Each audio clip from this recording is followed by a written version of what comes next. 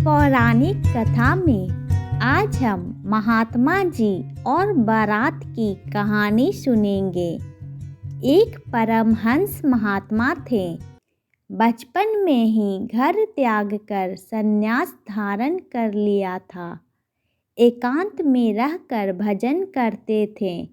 संसार से उन्हें कुछ लेना देना नहीं था। उनका जीवन शांति से बीत रहा था।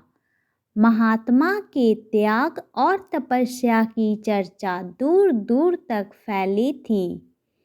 एक दिन वह तीर्थ यात्रा पर निकले। चलते चलते किसी गांव के समीप से गुजरे। गांव के बाहर बाग था। महात्मा वहां आए तो वहां भी भीड़ भाड़ थी। बाजे बज रहे थे। घोड़े रथ सजे खड़े थे। खाना पीना चल रहा था। यह देखकर महात्मा जी को कौतूहल हुआ। उन्होंने एक आदमी से पूछा, यह भीड़ भाड़ कैसी है? क्या हो रहा है यहाँ? किसी युद्ध की तैयारी तो नहीं हो रही है? महात्मा जी के भोलेपन पर गांव वाले को हंसी आ गई।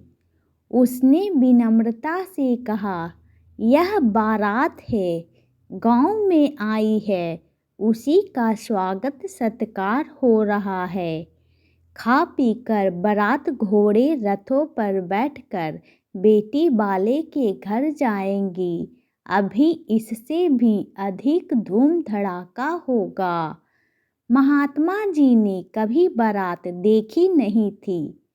उन्हें यह भी पता न था कि बारात होती क्या है। अपनी जिज्ञासा शांत करने के लिए उन्होंने पूछ ही लिया, भैया यह बारात क्या होती है?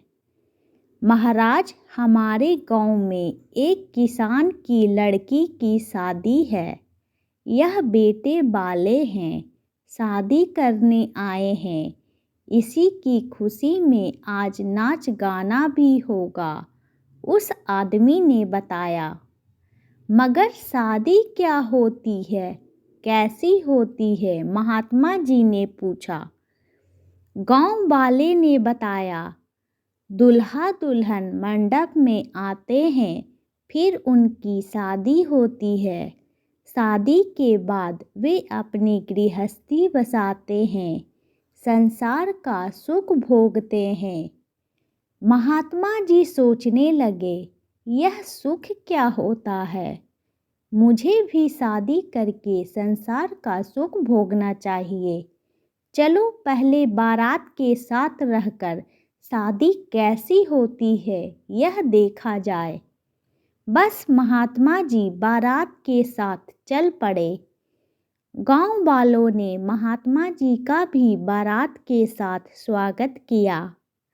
महात्मा जी खाते थे कंदमूल फल। आज उन्होंने स्वादिष्ट पकवान खाए। यद्यपि स्वाद को वह पहचानते न थे, फिर भी नए तरह का खाना खाकर उन्हें नया नया लग रहा था।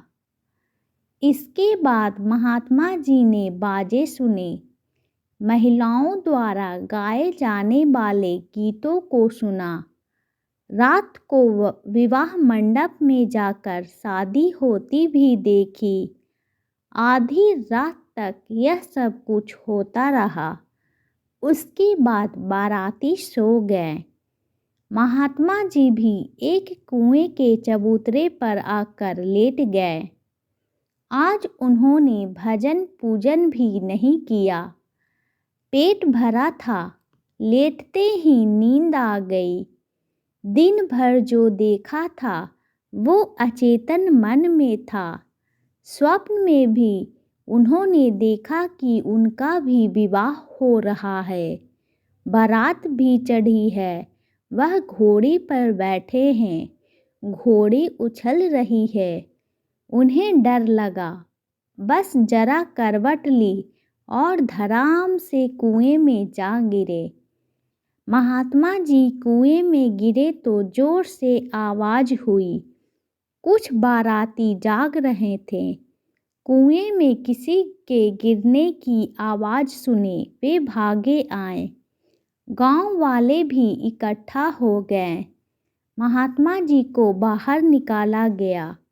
वह जिंदा थे मगर सिर में चोट लगी थी, खून बह रहा था। गांव वालों ने वैद्य को बुलवाया, उपचार हुआ। कुछ देर में उन्हें होश आ गया। गांव वालों ने पूछा, महात्मा जी आप गिर कैसे गए? महात्मा जी ने कान पकड़कर कहा, हुआ क्या, मैंने विवाह देखा, उसी का यह परिणाम मिला। जब संसार के सुखों को देखने मात्र से यह दुर्दशा हुई तो ना जाने उन सुखों को भोगने वालों की क्या दुर्दशा होती होगी। मैं तो आपकी सहायता से कुएं से बाहर भी निकल आया, किंतु जो इस संसार के भोगों को ही सब कुछ समझते हैं वे शायद ही मोह के अंधकूप से कभी बाहर निकल सके। यह कहते हुए महात्मा जी अपने रास्ते पर चल दिए। Please like and subscribe my channel.